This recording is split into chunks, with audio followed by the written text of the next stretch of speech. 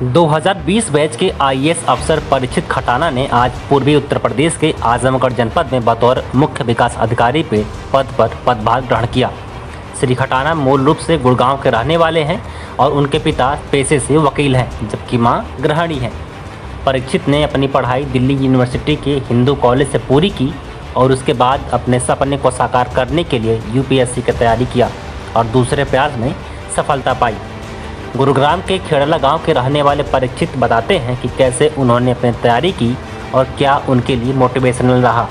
आज बतौर CDO join करने के बाद नेशनल कवरेज से उन्होंने बातचीत की और उन्होंने कहा कि वो तकनीक का प्रयोग करके लोगों को त्वरित राहत देने का प्रयास करेंगे। आइए सुनते हैं कि उन्होंने और आगे क्या कहा है। 2020 बैच के आईएएस अफसर हैं परीक्षित खटाना साहब। आप इनका नाम गूगल पर सर्च करेंगे तो इनके बारे में ढेर सारी आर्टिकल्स आपको पढ़ने को मिल जाएगी। अपने यूपीएससी क्रैक करने को लेकर भी ये सुर्खियों में थे और आज इन्होंने पूर्वी उत्तर प्रदेश के आजमगढ़ जनपद में बतौर मुख्य विकास अधिकारी अपना पदभार ग्रहण किया है। सबसे पहले तो सर आजमगढ़ में स्वागत है आपका और congratulation.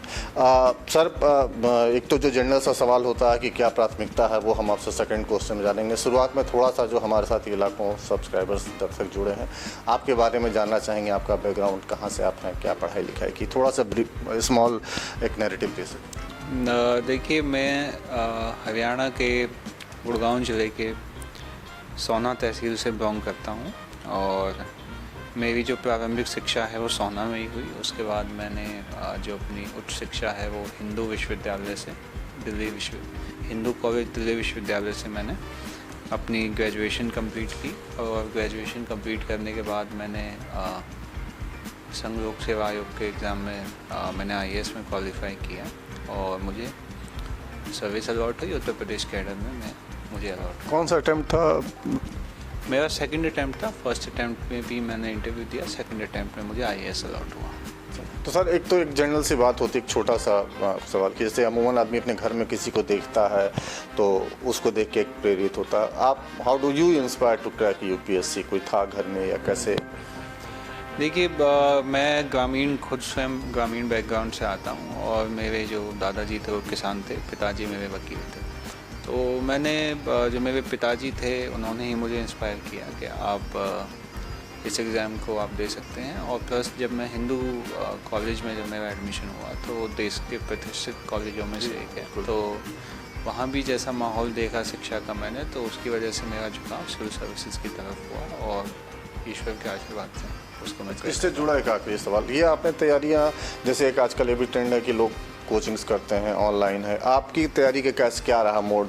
You prepare your self, मतलब सेल्फ स्टडी से किया या आपने भी कोचिंग का कोई सहारा लिया था? मैंने जो यूपीएससी के जब फर्स्ट अटैम्प्ट दिया तो मैं सेल्फ स्टडी से ही पूरा दिया मेरा, क्योंकि ग्रेजुएशन में सब्जेक्ट हिस्ट्री था तो मुझे ऐसा कुछ कोचिंग वगैरह की आवश्यकता स्वयं को नहीं लगी और घर में ही रह कर के तैयारी करने के बाद।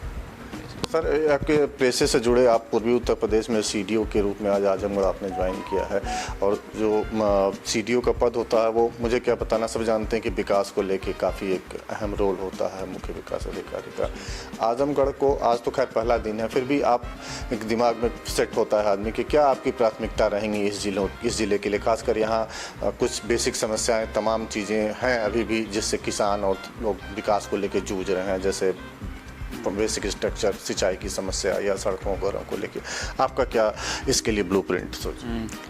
देखिए, आजमगढ़ बहुत बड़ा जनपद है। इनफैक्ट नंबर ऑफ ब्लॉक्स के हिसाब से प्रदेश का दूसरा बड़ा जनपद है और पूरा लगभग ग्रामीण क्षेत्र ही है जनपद का, तो विकास की दृष्टि से बहुत ही महत्वपूर्ण जनपद है और हमारा प्रयास यही होगा। अभी मैं आगामी कुछ दिनों में पूरा समीक्षा करूँगा ब्लॉक वाइज और उसमें क्या क्या ब्लॉक में क्या क्या इश्यूज़ हैं, क्योंकि नंबर ऑफ़ ब्लॉक्स ज़्यादा है तो थोड़ा सा पहले समझ करके कि क्या इश्यूज़ हैं और जितने भी हमारे शासन की जितनी भी योजनाएं हैं और या जितने भी विकास कार्य हैं जिनमें आपको एज अ सीडीओ आपको उसकी गुणवत्ता के बारे में, उसकी ट्रांसपेरेंसी के बारे में जो कार्य इंश्योर करने पड़ते हैं और माननीय मुख्यमंत्री जी का जो गरीब के प्रति जो अप्रोच है, जो एक मैसेज है कि किस प्रकार से हम लोगों को सरकारी योजनाओं को अंतिम व्यक्ति तक लेकर के जाना है, वो हम पूर्ण प्रयास करेंगे।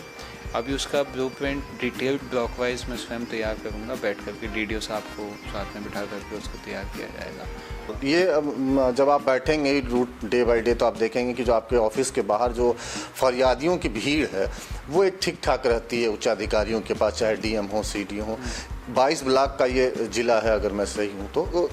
जो ब्लॉकों से लोगों की समस्या है उसको लेके वो ब्लॉक पर तो जाते हैं, वहाँ उनको वो उसका कहिए कि हल नहीं होता, सॉर्ट आउट नहीं होता, मजबूरी में उनको फिर उच्चाधिकारी के पास आना पड़ता है। कोई अगर सोचे कि मार्टिनगंज या फूलपुर अंबारी से आ रहा है तो it's how much difficult to approach a person from almost 30-40 kilometres.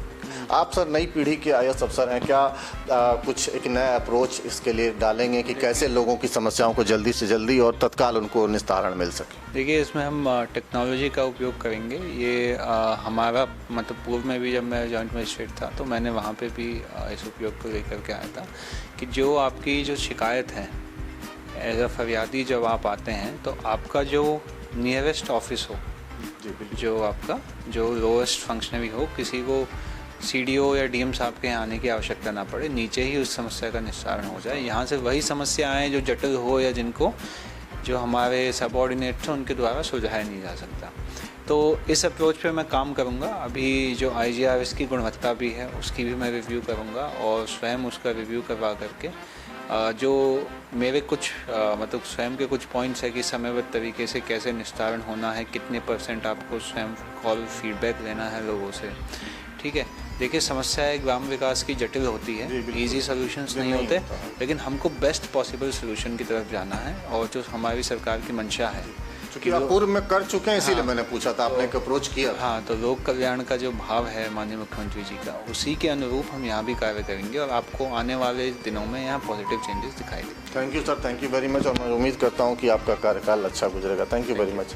ये थे सीडीओ आजमगढ़ जो अपने आगामी कार्य योजना के बारे में बता रहे थे कि कैसे उनकी अपेक्षा है, उनकी सोच है कि लोगों को टेक्निक का यूज करके, टेक्नोलॉजी का यूज करके उनको उनकी समस्याओं का निस्तारण हो सके और विकास कार्यों में भी अपेक्षित सुधार देखने को मिल सके। धन्यवाद।